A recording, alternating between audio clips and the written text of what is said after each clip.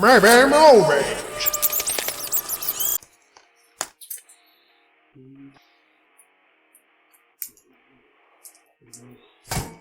What are you doing?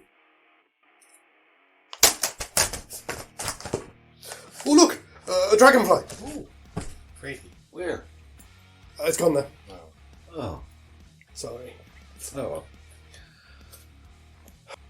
I suppose we have an Act 3 to look at. And at the end of it, we have a decision to make.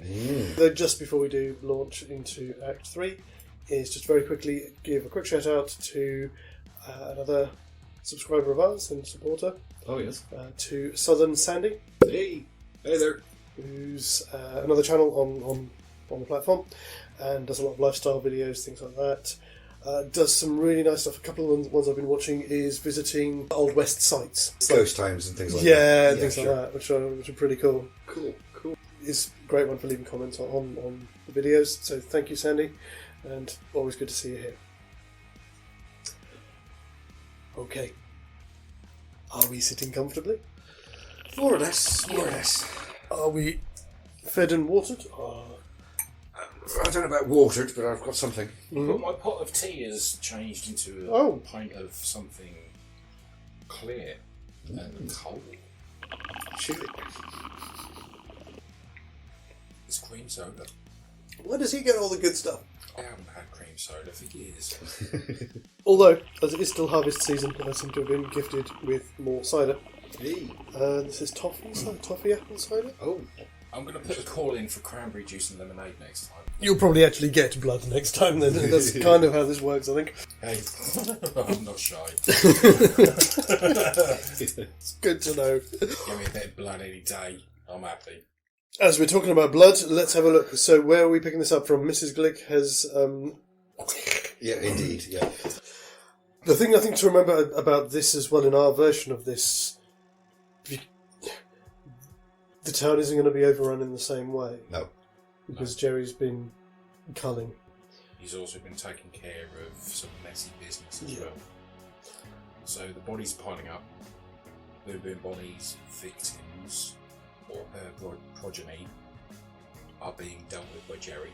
Are we saying then that she has now been put in the cage so that she can't get out? Yeah, I would say that. Okay. Yeah, because basically she's now been caught and she's like hyped up on power, the power of being able to take over. I'm going to suggest, because this is spiraling out of control, even though he's tried to stop it, he'd actually just go, this is more hassle than it's worth. And kill her. Yeah, especially once he's seen Susan. Yeah, I'm going to get to that actually. Oh, you're going to come to that as well? Okay. Sorry, did I leave anything? Right. Yeah, jumping the gun again. Yeah, so basically, she's in the cage. Mm-hmm. Jerry's had enough. Yeah. He's decided that she can't be a bride because of the mess that she is making. Yeah. So he basically rips her throat open, drains her, rips her head off. Okay. So his intentions are on Susan. You've still got Mike Ryerson still out there. Got Danny Blake and we've got Mike Ryerson and anybody they've beaten in the last few days. Yeah. So let's then have Mike Ryerson take over Barlow's role and turn in Red Tether. Because they were friends. Yeah. Yes, of course. Yeah, of course. Yeah. Which will keep Ben and that busy. Although, again, this is the thing. Now we're in completely uncharted waters because in Salem's Lot, their stories are all tied up because they're all in the root cellar at the end. Yeah. They're not going to be in this case. No, but I'm thinking, what would Ned Tebbit be doing in the jail cell? What did he do to get in there? He knocked beat out up Ben, didn't he? Oh, right, okay, yeah. So that's going to be a scene in itself. You suddenly become a vampire, right? You're fucking mine now, mate. Yeah. So if he's You come been after bitten by Ben. Mike... At this point, I mean, I know we've kind of made quite sweeping changes to the plot of this. Yeah, we have. It's starting to get very ropey. It is. We're at the point where normally we'd say, actually, I'm not sure if this is going to work. Have we strayed too far from our original plot for it to be feasible in what we're trying to do here? In which case, we are at least one, maybe two breakpoints here. Okay. I don't know, how do you feel about that? I don't know, because we might just end up with a different movie. Mm. But isn't that isn't that a slightly good thing though? Because we might end up with a slightly different movie, but with a very similar outcome.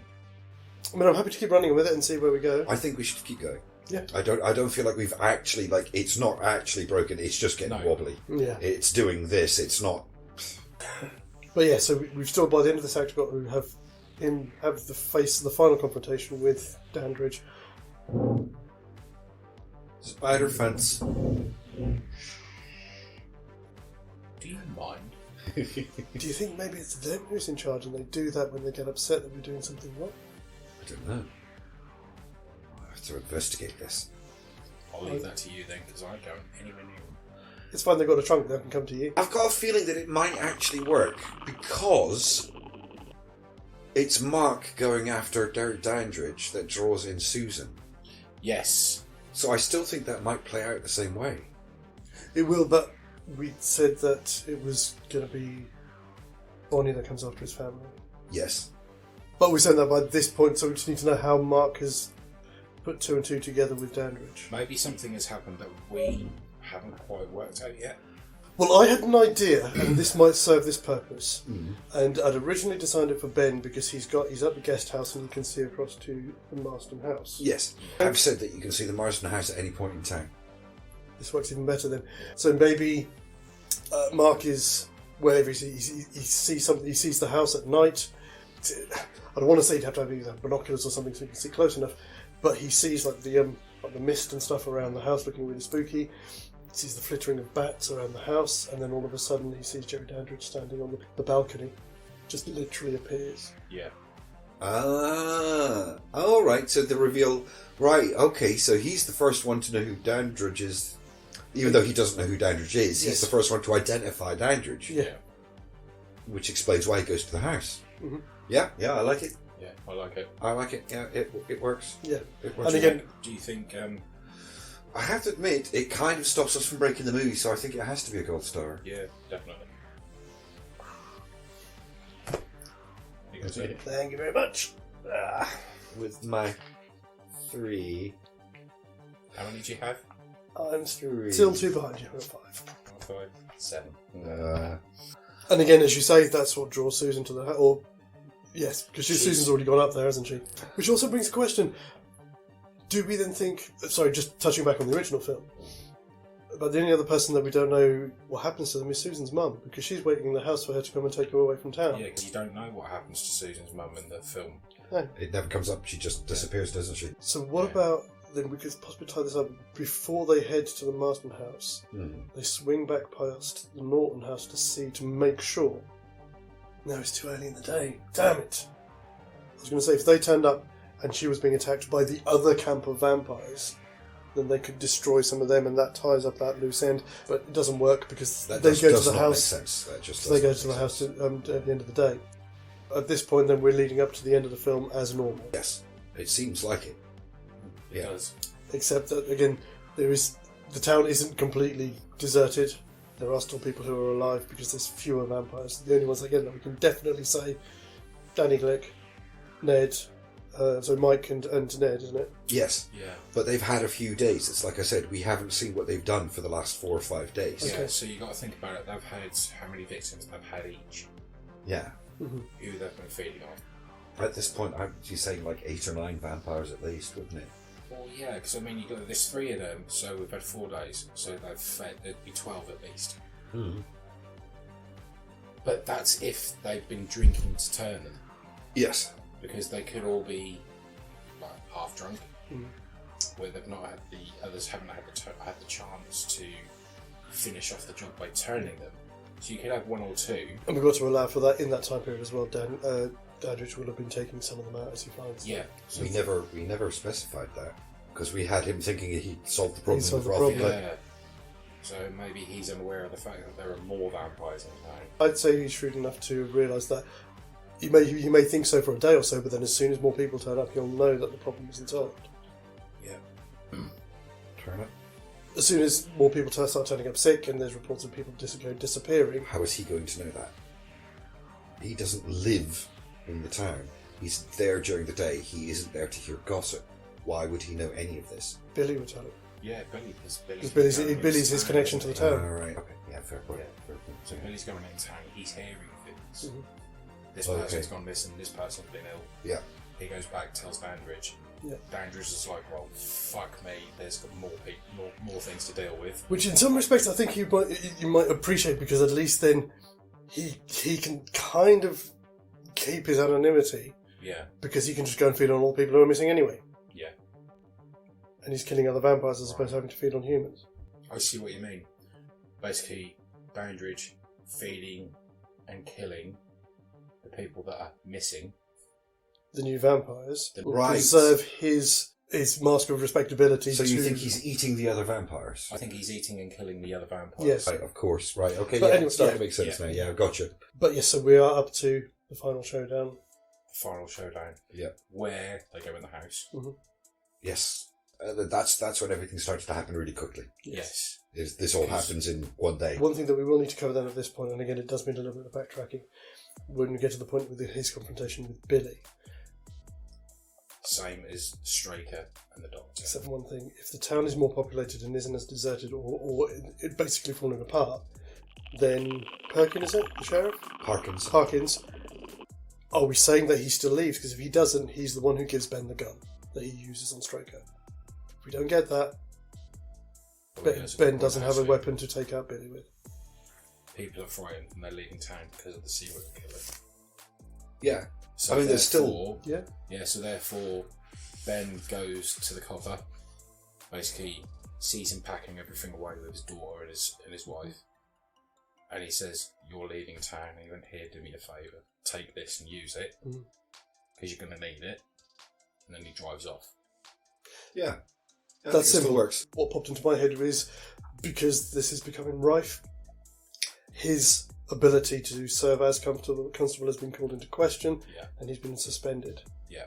Because he's obviously not dealing with the situation, and there are other whether it's the FBI or whatever, are on their way to take over the investigation, so he's leaving town because of that. Yeah, I kind of like that one. It adds an extra little layer into things. Yeah, it does, yeah. You know, and we like onions around here. We do. Yeah. So why didn't you get some dried onions? Okay, which leads us ultimately to Dr. Norton, Mark, and Ben entering the house with the gun. Yes. Yeah. Late in the day, Yeah. looking for Susan. So this is the point where it plays out like it did in the original film. Uh-huh. But Dr. Norton goes up the stairs to look while Ben is downstairs looking. So Billy Cole's just going to grab him and Impales skewer him. Yeah, skewer him. So there's that. That part is dealt with. Yep. And then he comes down the stairs to confront Ben and Mark. Yeah. And then he pulls the gun out. Yep. That's when he shoots Billy. And Ben and Mark are downstairs looking for Dandridge. That's right, they end up in the root cellar. Yeah, So they down end in the up root basement. cellar. And that's the point where they find Dandridge in his coffin. Yes. And they've opened up the door for the root cellar, which is where... Bonnie would have been, but she's dead. So But there's still Mrs. What's-Her-Face from the boarding house. Yes, there is. And presumably Susan. So it would be the brides in the coffin in the root cellar. Yeah, so you've got the brides in the coffin with the root cellar. Brides and the coffin as well, I meant. Oh, sorry. right, yeah, it's okay.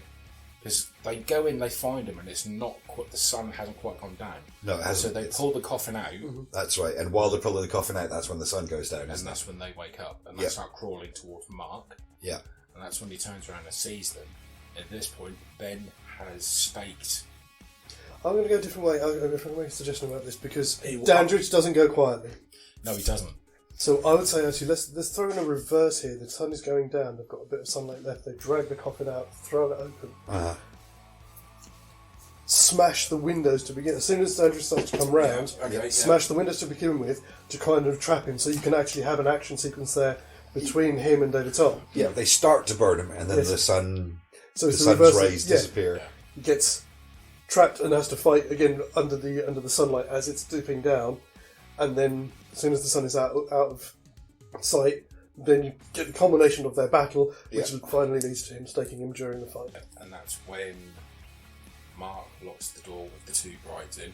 Yeah, so while Ben is fighting Dandridge, Mark is doing that. And that's when they result in Ben saying, "Forgive me, Susan," as they're exiting the house and they've set fire to the whole thing. Yeah. End scene. End scene, but what he doesn't know is that Susan hasn't taken a victim yet, and so she turned back to human Yeah. and has burnt her alive. Yeah. Oh! Do we want to go down that route, or do we want to go down the happy ending route? Go down the fucking dark route. Let's go the dark route. Yeah. Yeah, let's I go the want dark to do route. the dark. Yeah. I want to do the dark route. When they leave the house, she's turned back, but Eva hasn't. So she's trying to fend her off. Yeah. When they set the house on fire. Yeah.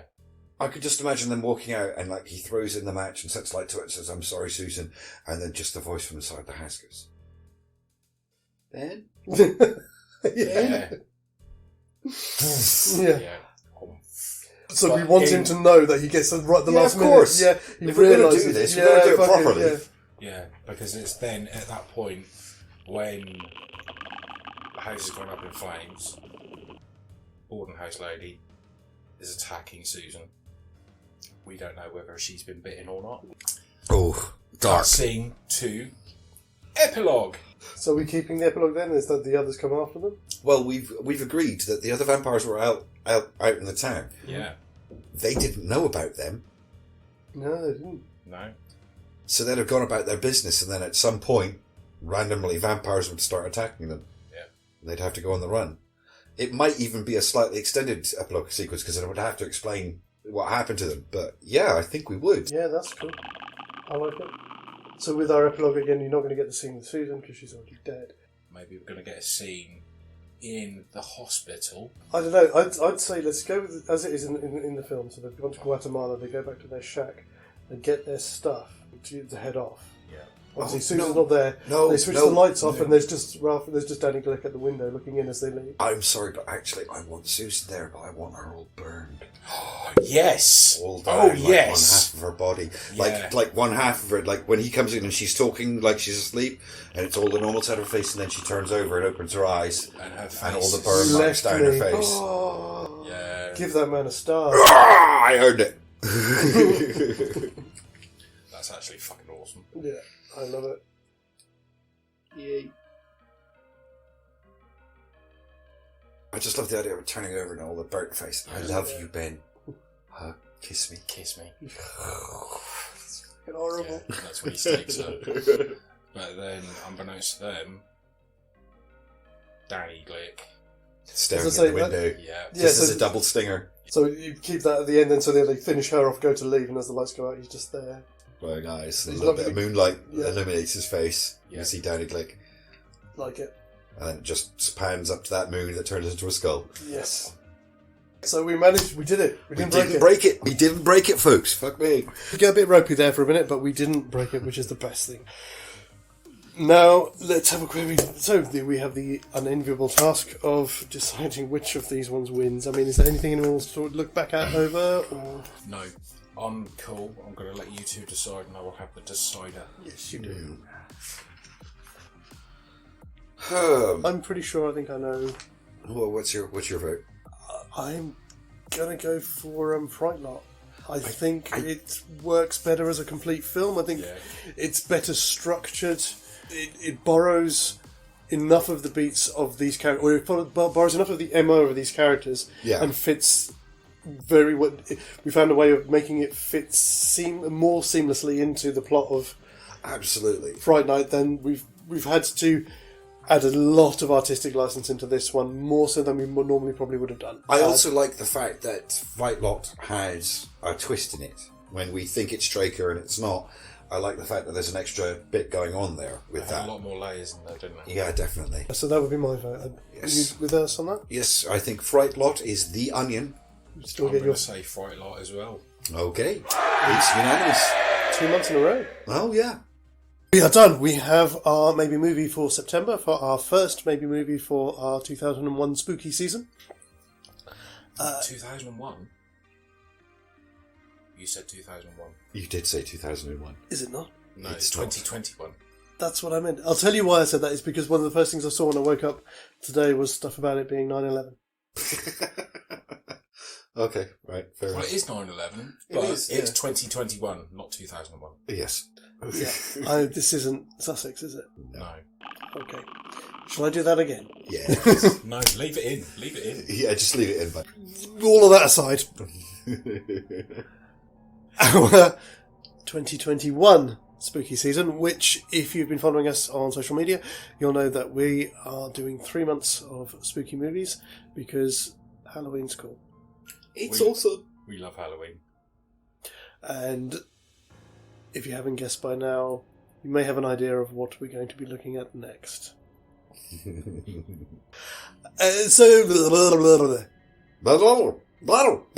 Moo! We've decided that the only thing to do here in the Delirium is invent our own language. Meh. We will be back, where we'll be looking at our films for next month. So please do come back and join us then. Until then, have a great week, and we'll see you next month. And as always, guys, TTFN. Come back, y'all.